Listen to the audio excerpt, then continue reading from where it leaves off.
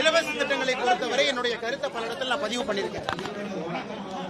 இலவசமும் மக்கள் நலனுக்காக ஒரு ஆட்சி செயல்படுத்துறதுக்கும் நிறைய இருக்கு.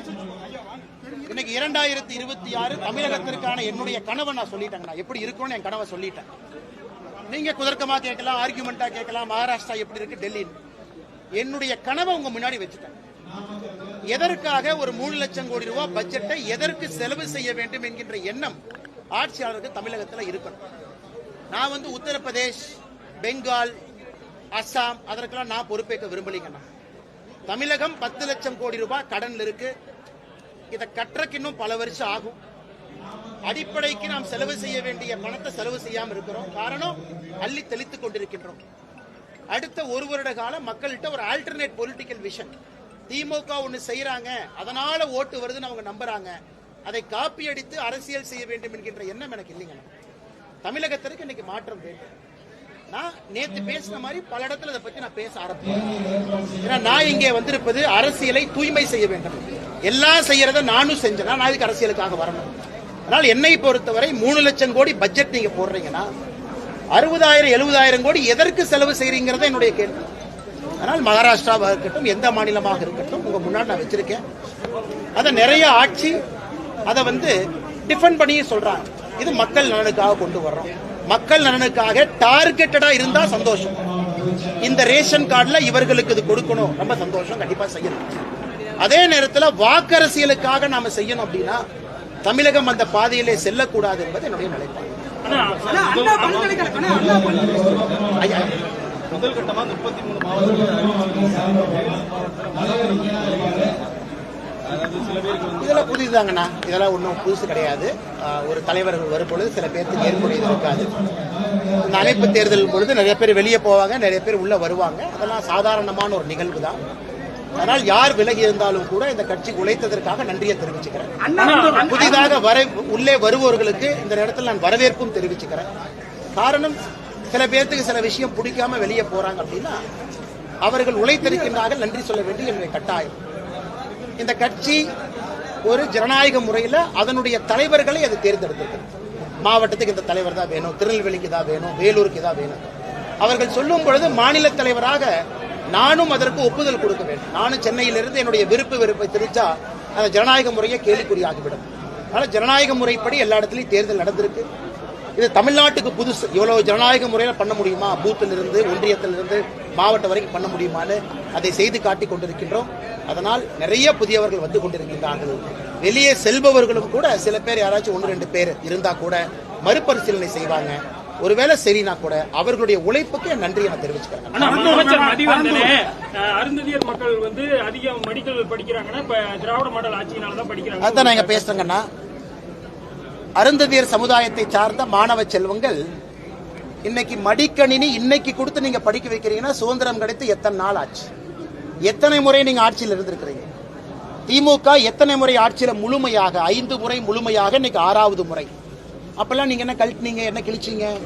அமைச்சருக்கு நான் கேட்கிறேன், முதல் முறை என்ன பண்ணீங்க?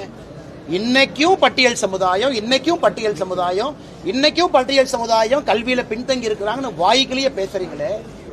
இத்தனை 75 ஆண்டு காலமாக அரசியல் இருக்கக்கூடிய கட்சி 1949 இருந்து பட்டியல் சமுதாயத்தை உயர்த்துவதற்கு, மாணவ செல்வங்களை உயர்த்துவதற்கு என்ன பண்ணீங்க? இன்னைக்கு மடிக்கணினி கொடுக்குறேன்னு பெருமையா பேசுனீங்கல்ல. 5 முறை நீங்க ஆட்சி உருப்படியா இருந்தா இன்னைக்கு எல்லாருமே தொழில் முனைவோர்களாக, பொருளாதாரத்தில் முன்னேறவர்களாக மாறி இருப்பார்களே. இதே அமைச்சர் இதை பேச மாட்டார். இன்னும் 50 வருஷம் இதே தான் பேசுவாங்களா? தமிழ்நாட்டிலே சில சமுதாயம் பின்தங்கி இருக்கிறாங்க, அவங்க நான் முன்னேற்ற போறேன். எத்தனை வருஷம் நான் பேசுவேன்? எனக்கு அதெல்லாம் தாண்டி அடுத்த விஷயத்தை பேச வேண்டிய காலகட்டத்திலே தமிழக அரசியல் இருக்கு. இவர்களுடைய செயல்பாடு 75 ஆண்டுகளாக சரியா இல்லாதனால இன்னைக்கும் அதே விஷயத்தை பேசுவேன். பரந்தூர் விமான நிலையம் குறித்து மக்கள்கிட்ட கருத்து கேட்கறதுக்கு விஜய் இன்னைக்கு ஒரு கூட்டம் போடுறது தெரியலீங்கண்ணா. நாளைக்கு கூட்டம் போட்டும் மக்கள் கருத்தெல்லாம் சொல்லட்டும், அதன் பிறகு நான் கருத்து சொல்றேன். அண்ணா பல்கலைக்கழக மாணவி பாலியல் புகாரை எடுத்து அடுத்த கட்டமா பாஜக என்ன நடவடிக்கை எடுக்க போகுது? ஏன்னா திமுக வாயை திறக்காத பட்சத்துல நீங்க எடுத்த போராட்டத்தின் விளைவா அடுத்த கட்டமா என்ன நடவடிக்கை எடுக்க போறீங்க? அண்ணே பொறுத்திருந்து பாருங்கண்ணே, தொடர்ந்து எடுத்துக்கிட்டு இருக்கோம்.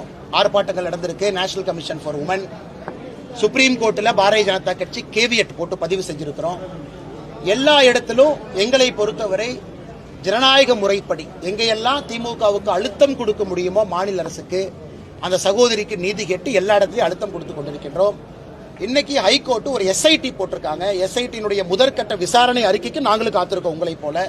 ஆனால் எங்கேயும் இவர்கள் தப்பிச்செல்லாம் போயிட முடியாதுங்கன்னா, சாதாரண பொதுமக்கள் இன்னைக்கு ரோட்டில் அரசியலுக்கு சம்பந்தம் இல்லாதவங்க அண்ணா பல்கலைக்கழகத்தில் கேள்வி கேட்க ஆரம்பிச்சிருக்கிறாங்க. அதுவே திராவிட முன்னேற்ற கழக அரசுக்கு ஒரு அழுத்தம். இத்தனை காலமாக பயப்படாதவர்கள் இன்னைக்கு பயப்பட ஆரம்பிச்சிருக்கிறாங்க. அதனால் எங்களை பொறுத்தவரை எடுத்த பிரச்சனையை நாங்கள் கைவிடப் போவதில்லை, தொடர்ந்து அதில் இருக்க போகிறோம். ஈரோடு கிழக்கு சட்டமன்ற தொகுதி இடைத்தேர்தலில் பாஜக புறக்கணித்த காரணத்தினால் திமுக வெற்றி வாய்ப்பு அதிகமாக இருக்கு. ஏன் நீங்க புறக்கணிச்சீங்க? ஏன்னா மக்கள் நிறைய பேசிட்டாங்க. அதை பத்தி டெல்லி மதுரையில பேசினாங்கன்னா, கோயம்புத்தூர்லயும் பேசினேன். சீமான் வரக்கூடாது. அதனால இது வந்து இடைத்தேர்தல் இங்க நடக்குது. 8 மாசம் நான் எப்படி இந்த இடைத்தேர்தலை நடத்தக்கூடாது. இன்னைக்கும் அதே போல கடந்த முறை பட்டியல் அடைச்சது அதெல்லாம் நீங்க பார்க்கத்தான் போறீங்க. மக்களுக்கு ஜனநாயகத்தின் மீது வெறுப்பு வருவதற்கு இந்த இடைத்தேர்தல் அமைந்து விடக்கூடாது என்பது எங்களுடைய நோக்கம். அதற்காக புறக்கணித்திருக்கின்றோம். வெளியே நின்று ஜனநாயகம் செத்துவிடக்கூடாது, உயிரோட்டமாக இருக்க வேண்டும் என்கின்ற எண்ணத்திலே புறக்கணித்திருக்கின்றோம். ஆனா சொல்லுங்க, சீமான் வந்து பிரச்சாரத்துக்கு வரக்கூடாதுன்னு சொல்றீங்க சார். திராவிட கழகம் பல்வேறு அமைப்புகள் வந்து புகார் கொடுத்துருக்காங்க. சீமான் வரக்கூடாது, கிழக்கு பிரச்சாரம் பண்ணக்கூடாது. இன்னைக்கு இவங்க எல்லாம் 1960, 50 கற்காலத்தில் இருக்காங்க. நீங்க மைக்கு முன்னாடி பேசினாவே அது பிரச்சாரம் தான், டிவியில வந்தாவே அது பிரச்சாரம் தான். ஒரு இடத்துக்கு போய் பேச வேண்டும் என்கின்ற எண்ணம் யாருக்கு இல்லைங்கண்ணா.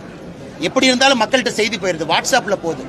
அதனால இன்னைக்கு நீங்க சொல்லக்கூடிய அந்த அமைப்பை சார்ந்தவர்கள் வாட்ஸ்அப்பை முடக்குவாங்களா, பத்திரிகை நண்பர்களை முடக்குவாங்களா, மைக்கை முடக்குவாங்களா, கேமராவை முடக்குவாங்களா? அதனால தமிழகத்தில் எல்லா இடத்திலும் பேசுவதற்கு எல்லோருக்கும் அனுமதி இருக்கு, அருகதை இருக்கு. இன்னைக்கு ஒரு ஸ்டாண்டை வச்சிருக்கோம்னா அந்த ஸ்டாண்டை விஞ்ஞான முறையில், ஆக்கப்பூர்வமான முறையில் டிஃபெண்ட் பண்ணணும். டிஃபெண்ட் பண்ண தெரியாதவங்க நான் கல்லெடுத்து அடிப்பேன், வீட்டுக்கு முன்னாடி முற்றுகை போராட்டம் பண்ணுவேன், நான் அதை பண்ணுவேன், இதை பண்ணுவேன்னு சுத்திக்கிட்டு இருக்காங்க. நன்றிங்கண்ணா. ஆனால் ஃபர்ஸ்ட் நீங்க போயிருங்க.